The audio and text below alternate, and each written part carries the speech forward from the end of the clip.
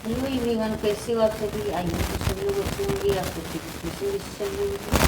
आप सभी का स्वागत है यूट्यूब चैनल सभी क्लास में जुड़ गए टाटा की स्टार्टअप करेंगे तो किसी प्रत्येक आप जानने वाले क्या वो किसी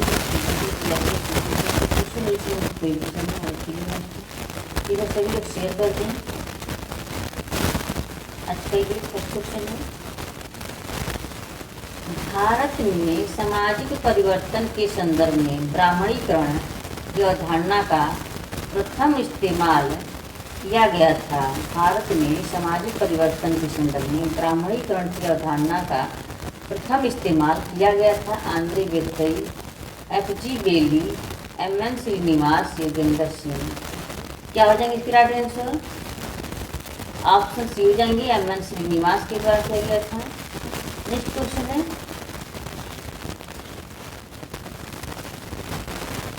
निम्न कथन में रिक्त स्थान की पूर्ति करने के लिए दिए गए विकल्पों में से कौन सा विकल्प सही है? संस्कृतिकरण सामाजिक परिवर्तन की एक गैस प्रक्रिया है। संस्कृतिकरण सामाजिक परिवर्तन की एक गैस प्रक्रिया है। औपचारिक, आंतरिक, बाह्य, आदर्शात्मक। इसका राइट आंसर क्या हो जाएंगे? देखिए, आंतरिक हो जाएंगे, ऑप्शन बी हो जाएंगे। संस्कृतिकरण सामाजिक परिवर्तन की एक आंतरिक प्रक्रिया है। नेक्स्ट क्वेश्चन है,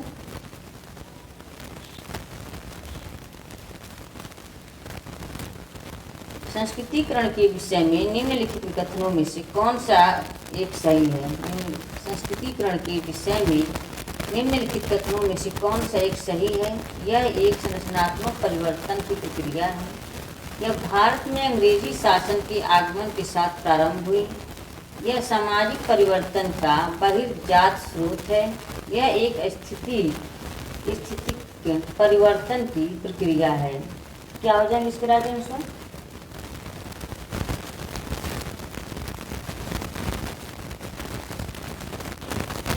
इसका राइट आंसर ऑप्शन यहाँ पर डी हो जाएंगी। यह एक स्थिति की परिवर्तन की प्रक्रिया है। ऑप्शन यहाँ पर डी हो जाएंगे। संस्कृतिकरण की प्रक्रिया से संबंधित जातियों में मात्र पदमूलक परिवर्तन होता है, न कि संरचनात्मक।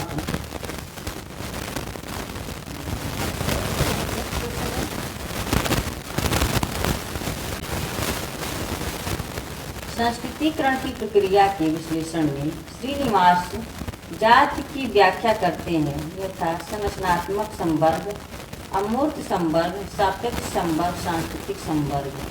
संस्कृतिकरण की प्रक्रिया के विश्लेषण में श्रीनिवास जाति की व्याख्या करते हैं। क्या हो जाएंगे इसके राइट आंसर? दीजिए, ऑप्शन ए हो जाएंगे संरचनात्मक संवर्ग के, ऑप्शन ए। नेक्स्ट है, संस्कृतिकरण का तात्पर्य है जाति संरचना में परिवर्तन, जाति संरचना का परिवर्तन। जाति संरचना के लिए परिवर्तन उपयुक्त में से कोई नहीं, संस्कृतिकरण का तात्पर्य है। तो इसका राइट आंसर क्या जाएंगे? संस्कृतिकरण का तात्पर्य जाति संरचना में परिवर्तन, जाति संरचना का परिवर्तन, जाति संरचना के लिए परिवर्तन। ये सभी गलत हो जाएंगे, ये नहीं होंगे, इसमें से कोई नहीं होगा। तो आप यहाँ पर डी हो जाएंगे। नेक्स्ट है, इनमें से कौन संस्कृतिकरण के संदर्भ में सत्य नहीं है? सत्य नहीं पूछा, यहाँ पर नहीं दिया है। स्थितिगत परिवर्तन, समूह प्रक्रिया, ऊर्ध्वगामी गतिशीलता, व्यक्तिगत प्रक्रिया। कौन सा संस्कृतिकरण के संदर्भ में सत्य नहीं है? स्थितिगत परिवर्तन, समूह प्रक्रिया, ऊर्ध्वगामी गतिशीलता, व्यक्तिगत प्रक्रिया। इसका राइट आंसर क्या हो जाएंगे? ऑप्शन यहाँ पर डी हो जाएंगे। व्यक्तिगत प्रक्रिया नहीं होगी, स्थितिक परिवर्तन हो जाएगा। समूह प्रक्रिया, ऊर्ध्वगामी गतिशीलता, व्यक्तिगत परिवर्तन नहीं होता संस्कृतिकरण में। तो ऑप्शन यहाँ पर डी हो जाएंगे। संस्कृतिकरण की प्रक्रिया में स्थितिगत परिवर्तन होता है। यह सामाजिक गतिशीलता की सामूहिक प्रक्रिया है, न कि व्यक्तिगत है। नेक्स्ट क्वेश्चन है,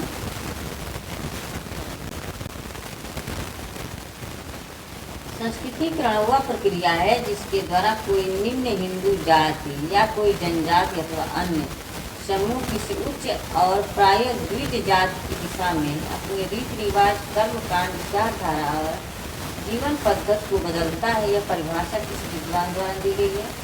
Shri M N Srinivas, professor Yogendra Singh, PM Padikar, Daniel Berner. तो ऑप्शन ए किस तरह से क्या हो जाएंगे? ऑप्शन ए हो जाएंगे M N Srinivas. Option A, M N Srinivas ने संस्कृतिकरण शब्द का सर्वप्रथम प्रयोग कर्नाटक राज्य के अंतर्गत पूर्व लोगों के सामाजिक धार्मिक जीवन में होने वाले परिवर्तन के लिए किया। इस शब्द का प्रयोग पहली बार एम एन श्रीनिवास ने अपनी पुस्तक religion and society among the Coorgs of south India में किया था। इनकी पुस्तक के नाम याद रखिएगा, religion of society among the Coorgs of south India. इसी पुस्तक में उन्होंने संस्कृतिकरण की अवधारणा का उल्लेख किया है। नेक्स्ट क्वेश्चन है, वह प्रक्रिया जिसके द्वारा कोई निम्न हिंदू जाति या कोई जनजाति अथवा अन्य समूह किसी उच्च और प्राय द्विज जाति की दिशा में अपने रीति रिवाज, कर्म कांड, विचारधारा और जीवन पद्धति को बदलता है कहलाती है पश्चिमीकरण, नगरीकरण, संस्कृतिकरण, आधुनिकीकरण। तो इसका राइट आंसर क्या हो जाएंगे?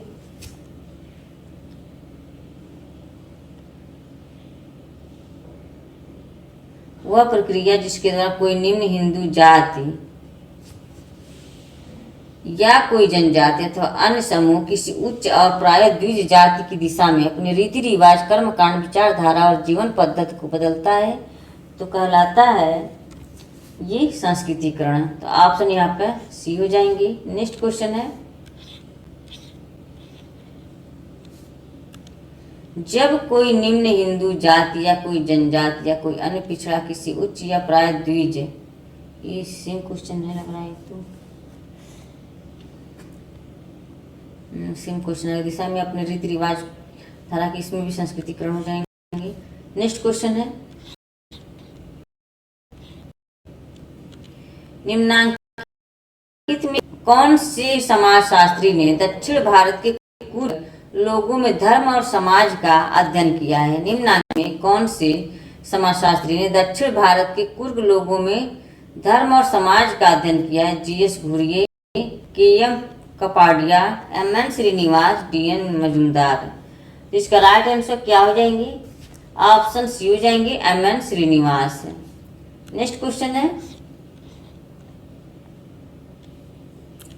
जिस पद्धति के तहत जातिगत क्रम परंपरा में ऊपर उठने के लिए कोई जाति या किसी उच्चतर जाति की आदतों, परंपराओं एवं अनुष्ठानों को अपनाती है उसे कहा जाता है आत्मसातीकरण, संस्कृतिकरण, विलयीकरण, अभिज्ञानीकरण। जिस पद्धति के तहत जातिगत क्रम परंपरा में ऊपर उठने के लिए कोई जाति किसी उच्च जाति की आदतों, परंपराओं एवं अनुष्ठानों को अपनाती है तो उसे क्या कहा जाता है? तो ये ऑप्शन बी हो जाएंगे, संस्कृतिकरण को कहा जाता है। तो ऑप्शन बी कि इसी क्वेश्चन के कैसे चेंज करके पूछा गया है। नेक्स्ट क्वेश्चन है, श्रीनिवास ने संस्कृतिकरण की अवधारणा का प्रयोग अपनी निम्नलिखित में से किस पुस्तक में किया है? India's village, religion and society among the Coorgs of south India. तो यही पुस्तक हो जाएगी, ऑप्शन बी हो जाएंगी। Social change in modern India की पुस्तक the cohesive role of Sanskritization. तीजी religion and society among the Coorgs of south India में इन्होंने संस्कृतिकरण की अवधारणा को दिया था। नेक्स्ट क्वेश्चन है, संस्कृतिकरण की प्रक्रिया में निम्नांकित में से कौन पक्ष प्रबलतम होता है? क्षैतिज गतिशीलता, लंबवत गतिशीलता, प्रत्याशित समाजीकरण, प्रसंस्कृति ग्रहण। तो इसका राइट आंसर क्या हो जाएंगे? संस्कृतिकरण की प्रक्रिया में निम्नांकित में से कौन सा पक्ष प्रबलतम होता है? इसका राइट आंसर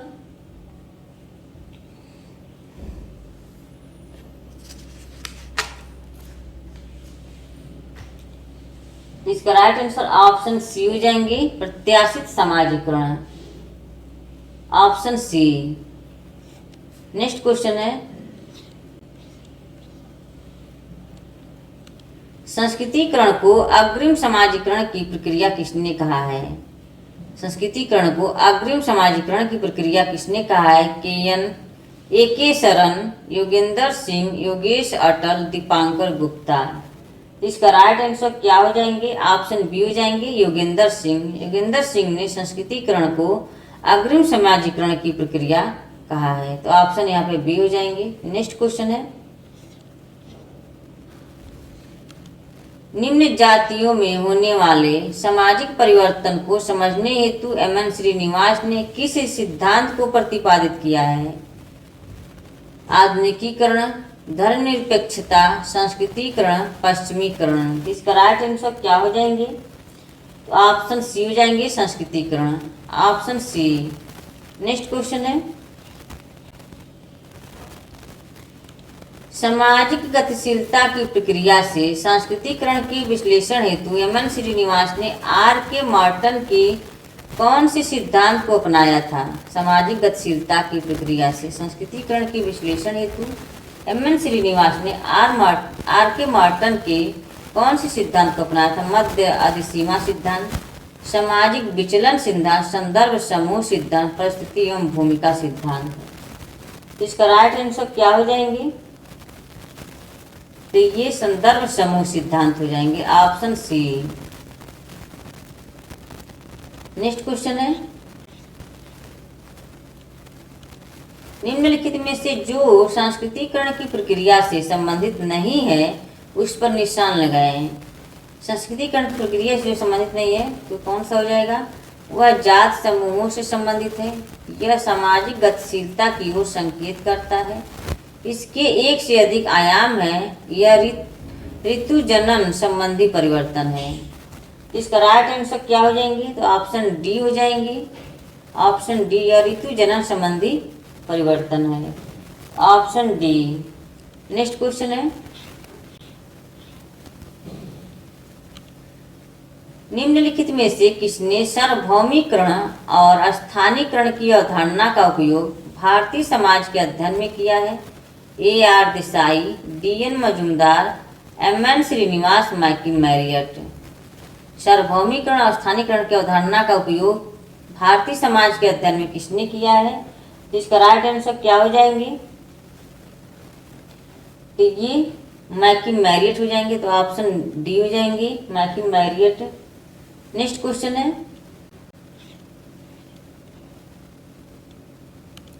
ग्रामीण भारतीय समाज के परिप्रेक्ष्य में सार्वभौमिकरण एवं स्थानीयकरण की प्रक्रिया का अध्ययन किसने किया है?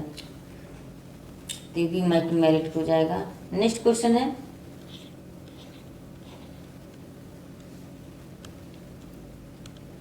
निम्नलिखित में किसने सार्वभौमिकरण और स्थानीयकरण की बात की है? तो भी मैकिम मैरियट की हो जाएगी। नेक्स्ट क्वेश्चन है, निम्नलिखित में से किसने संकुचितीकरण तथा सार्वभौमिकरण की जुड़वा अवधारणाओं का विकास किया है? तो भी मैकिम मैरियट ही है। स्थानीयकरण एवं किसने संकुचितीकरण तथा सार्वभौमिकरण की जुड़वा अवधारणाओं को विकसित किया है? तो क्या हो जाएंगे इसका राइट आंसर? तो ये आपका, ये भी मैकिम मैरियट हो जाएंगे, ऑप्शन सी हो जाएंगे। नेक्स्ट क्वेश्चन है, समाज शास्त्र में स्थानीयकरण का संप्रत्यय निम्नलिखित में से किससे संबंधित है? विकास के अभिकरण से, एक प्रक्रिया से, जन प्रतिक्रिया से, एक प्रघटना से। तो इसका राइट आंसर क्या हो जाएंगे? ऑप्शन बी हो जाएंगे, एक प्रक्रिया से। समाज शास्त्र में स्थानीयकरण का संप्रत्यय निम्नलिखित में से किससे संबंधित है? एक प्रक्रिया से, तो ऑप्शन बी। नेक्स्ट क्वेश्चन है, निम्नांकित में किसने किशनगढ़ी का अध्ययन किया है? निम्नांकित में किसने किशनगढ़ी का अध्ययन किया है? तो क्या आ जाएंगे? एल.पी. विद्यार्थी, मैकिम मैरियट, एम.एन. श्रीनिवास, योगेंद्र सिंह। तो इसका राइट आंसर क्या हो जाएंगे? तो ये मैकी मैरियट हो जाएंगे। मैकी मैरियट ने किशनगढ़ी का अध्ययन किए थे, तो ऑप्शन यहाँ पे बी हो जाएंगी। नेक्स्ट क्वेश्चन है, एम एन श्रीनिवास ने रामपुरा का अध्ययन किए थे। सार्वभौमिकता उल्लेख करने की प्रक्रिया है जिसमें बृहद परंपरा के तत्व नीचे की ओर जाते हैं ताकि वह लघु परंपरा का हिस्सा बन जाए। लघु परंपरा सांस्कृतिक विचारों एवं मान्यताओं को उजागर करता है। सी सार्वभौमिक नियमों को मानता है। डी लघु परंपरा ऊपर की ओर जाती है ताकि वो बृहद परंपरा का हिस्सा बन सके। तो क्या हो जाएंगे इसके राइट आंसर? तो इसमें ऑप्शन डी हो जाएंगे। लघु परंपरा ऊपर की ओर जाती है ताकि वो बृहद परंपरा का हिस्सा बन जाए, तो ऑप्शन यहाँ पर डी हो जाएंगे। नेक्स्ट है,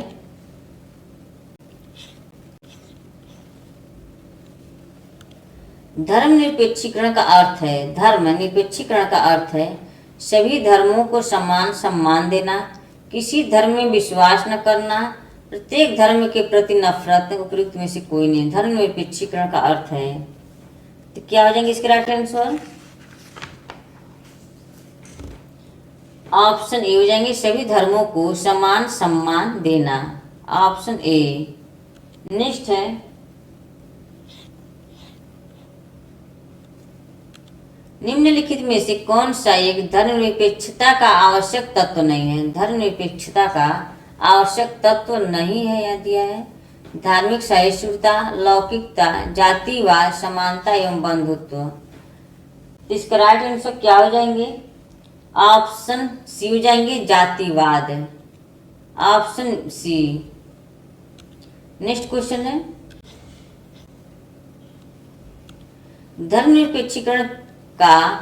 धर्मनिरपेक्षीकरण की भारतीय सोच में शामिल है धार्मिक विश्वासों और व्यवहारों का ह्रास, योग्यता अनुरूप प्रतिफल का सिद्धांत, धर्म से नैतिकता और शिक्षा का विलगाव, सर्वधर्म समभाव। इसका राइट आंसर क्या हो जाएंगे? तो ऑप्शन डी हो जाएंगे, सर्वधर्म समभाव, ऑप्शन डी। नेक्स्ट क्वेश्चन है, निम्नलिखित में से कौन धर्मनिरपेक्षता की विशेषता नहीं है? धर्मनिरपेक्षता की विशेषता नहीं दिया है यहाँ पे। धार्मिक सहिष्णुता, लौकिकता, समानता व बंधुत्व, संकीर्णता का व कठोरता। तो इसका राइट आंसर क्या हो जाएंगे? ऑप्शन डी हो जाएंगे, संकीर्णता व कठोरता नहीं है। धार्मिक सहिष्णुता है इसकी विशेषता, लौकिकता है, समानता का बंधुत्व, तो ऑप्शन यहाँ पर डी हो जाएंगे। नेक्स्ट क्वेश्चन है, धर्मनिरपेक्षीकरण की निम्नलिखित में से कौन सी विशेषता है? अपने धर्म से अटूट लगाव रखना, केवल अलौकिक शक्ति में विश्वास करना, राज्य के दृष्टिकोण में सभी धर्मों को समान सम्मान देना, धार्मिक आधार पर संप्रदाय का निर्माण। धर्मनिरपेक्षीकरण, इसका राइट आंसर क्या हो जाएंगे? राज्य के दृष्टिकोण सभी धर्मों को समान सम्मान देना।